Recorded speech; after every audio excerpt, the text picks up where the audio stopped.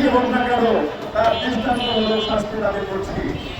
আমরা শুনতে পাচ্ছি যে এখন পর্যন্ত কোনো আসামি গ্রেপ্তার হয়নি। আমরা চাই দ্রুত আসামি গ্রেপ্তার হবে এবং দৃষ্টান্তমূলক শাস্তি নিশ্চিত হবে, এটাই আমার কাম্য। এই বলে আমার বক্তব্য শেষ করছি। ধন্যবাদ সবাইকে। সাংবাদিকের উপর হামলা হবে, মামলা হবে, তদন্তের নামে কালক্ষেপণ হবে, মামলা পচে যাবে, মামলা ভাগারে পড়ে যাবে, কিন্তু সাংবাদিক হত্যার, সাংবাদিকদের উপর সন্ত্রাসী হামলার কোনো বিচার হবে না। এটা মেনে নেওয়া যায় না।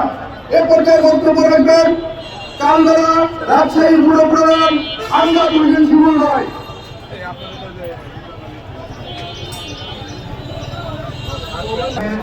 সম্মানিত সভাপতি রেজাউল করিম ভাইয়ের উপর বর্বরচিত সন্ত্রাসী হামলার প্রতিবাদে আজকের এই মানববন্ধন কর্মসূচিতে উপস্থিত সম্মানিত সাংবাদিক ভাই বোনদের আন্তরিক ধন্যবাদ জানাচ্ছি। আমরা অত্যন্ত দুঃখের সঙ্গে জানাচ্ছি বরেন্দ্র প্রেস ক্লাবের সম্মানিত সভাপতির উপর সন্ত্রাসী কায়দায় একদল সন্ত্রাসী যারা রাতের অন্ধকারে, দিনে ঘুমিয়ে রাতের অন্ধকারে চাঁদাবাজিতে নামে, সেই সমস্ত সন্ত্রাসী সাংবাদিক নামধারী সন্ত্রাসীদের অবিলম্বে গ্রেপ্তারের দাবিতে আজকের এই মানববন্ধন কর্মসূচি। সম্মানিত সাহায্য বন্ধুগণ, আপনারা জানেন এই সমস্ত সন্ত্রাসী যারা রেজাউল ভাইয়ের উপর অতর্কিত হামলা চালিয়ে গুরুতর আহত করে হাসপাতালের বেডে শয্যাশায়ী অবস্থায় রেখেছে, আমরা লক্ষ্য করেছি প্রশাসন এখন পর্যন্ত তাদেরকে গ্রেপ্তার কিংবা আইনের আওতায় আনতে ব্যর্থ হয়েছে।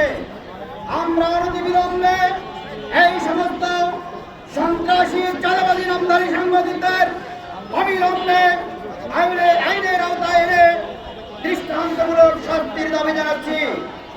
সম্মানিত সহযোগী বন্ধুগণ, সাংবাদিকদেরকে বলা হয় সমাজের দর্পণ, কিন্তু আমরা কি লক্ষ্য করেছি? এই সমস্ত চাঁদাবাজ, এই সমস্ত সন্ত্রাসী কখনোই সমাজের দর্পণ হতে পারে না।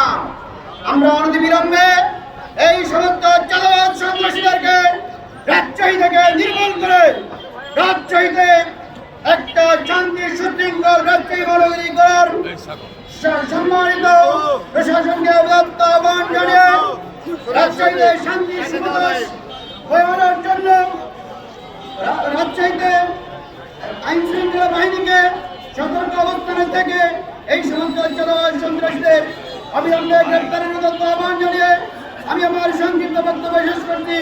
সবাইকে ধন্যবাদ।